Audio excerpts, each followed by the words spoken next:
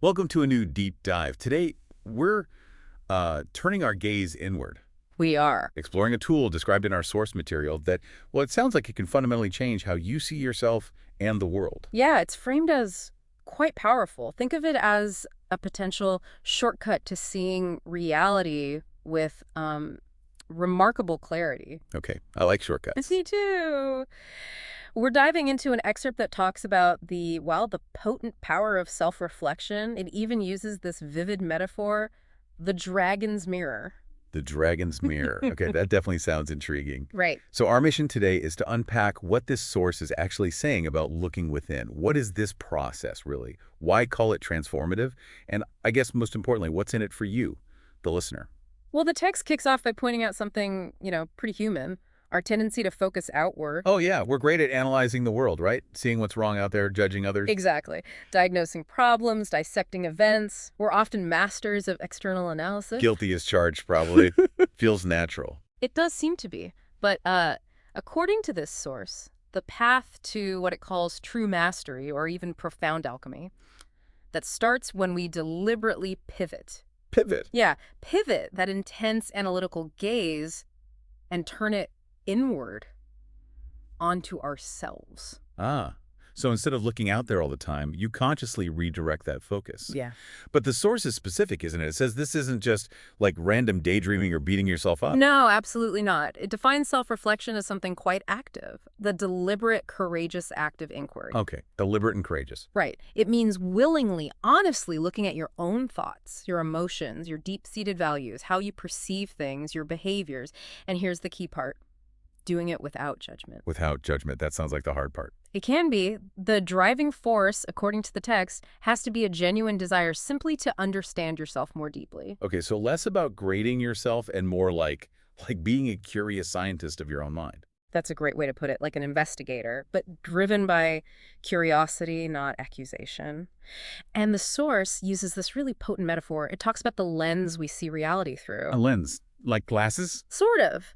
But it suggests this inner lens gets clouded over time. Flouted how? Like but- smudged. Exactly. Smudged and layered with, the dust of old judgments we've made, beliefs we've never really questioned, maybe past hurts or traumas, societal conditioning. Wow, okay. All that stuff. Yeah, and unconscious biases, too. So we think we're seeing the world clearly as it is, but actually we're looking through this hazy, often distorted filter, and we might not even know the filter's there.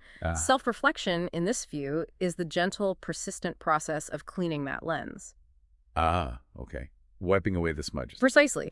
It's the act that lets clarity return. It allows for a more direct, maybe less biased view of what's actually happening, both inside you and out there. That makes a lot of sense. You're not changing the world itself, but you're cleaning the instrument you use to perceive it. Yeah. And the source connects this cleaning process to practical methods, too. It mentions Dr. DeMartini's principles. It does. It stresses that self-reflection isn't just navel-gazing, it's actually foundational.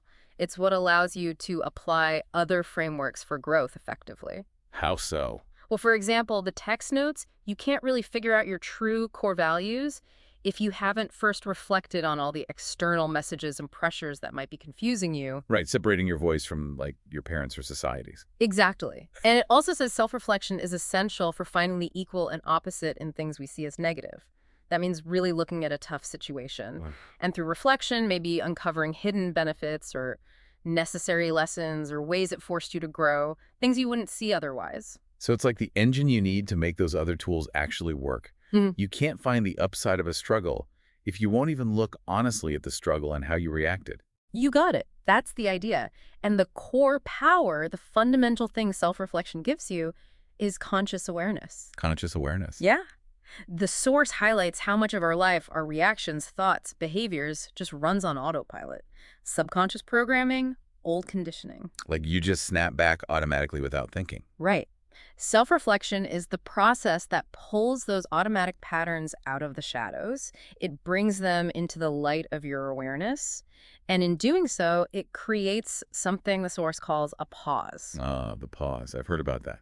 that space between stimulus and response. Exactly. Yeah. It describes it as a moment of true power. Instead of just reacting instantly based on old wiring, you have a fraction of a second, maybe more, to observe what's happening inside you and consciously choose your response. That shift from being a puppet of your past to having a conscious choice. Yeah.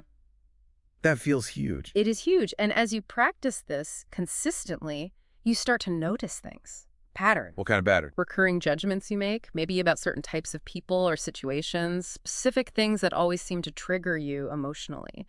You start seeing how your perceptions might be reinforcing beliefs that actually limit you.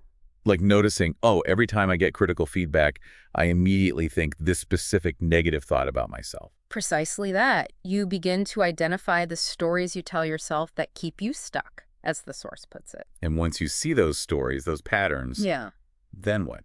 Then you gain the ability to interrupt them. Ah. You shift from being, as the source says, a passenger, just getting bounced around by life and your reactions, to becoming the conscious pilot. Someone who can actually chart a course based on clear sight, on insight, on intention. Passenger to pilot. I like that. It really captures the change in agency, doesn't it? It does. Now, the source is also realistic. It admits this isn't always, comfortable. Right. Looking closely at yourself might bring up stuff you'd rather not see. Definitely.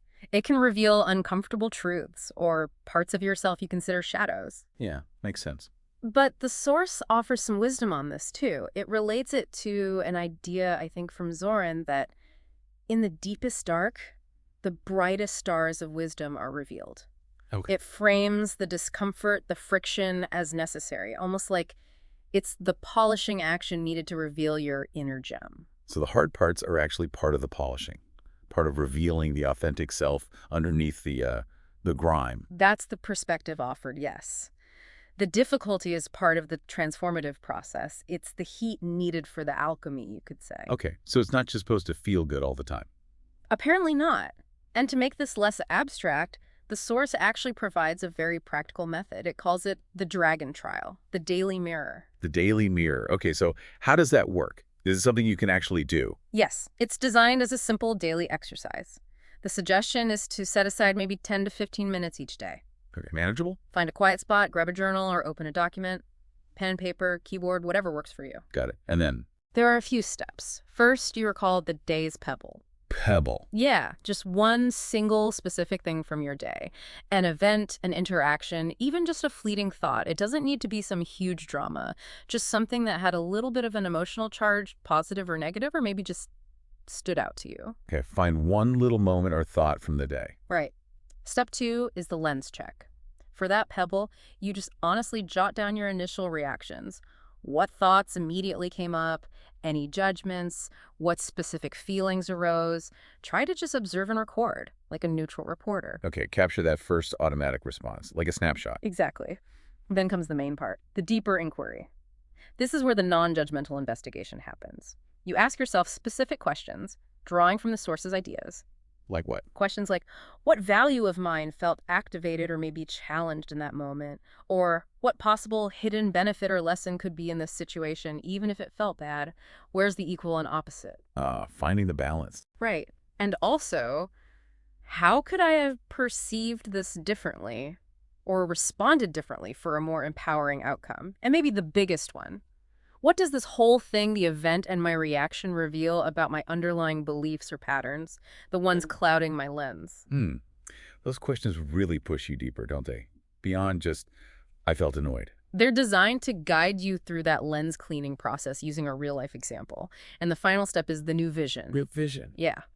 Based on that deeper inquiry, what insight did you actually gain about yourself, your patterns, the situation? And critically, how can you apply this insight going forward? What's the takeaway for next time? So it's not just reflecting and stopping there. It connects to future action or perception. Precisely. It's about turning that awareness into conscious intention for the future. The source is pretty clear that doing this consistently, even just those 10, 15 minutes, gradually sharpens your perception, helps dissolve limiting beliefs, and ultimately empowers you to, consciously shape your reality with more clarity and purpose. That cumulative effect seems really important. It's not a one-shot deal. It's the daily practice of cleaning the lens, becoming that conscious pilot. That's the idea. The consistent engagement with your inner world is what starts to transform your outer experience. So wrapping up this deep dive, Yeah. the source really presents self-reflection as, well, quite fundamental.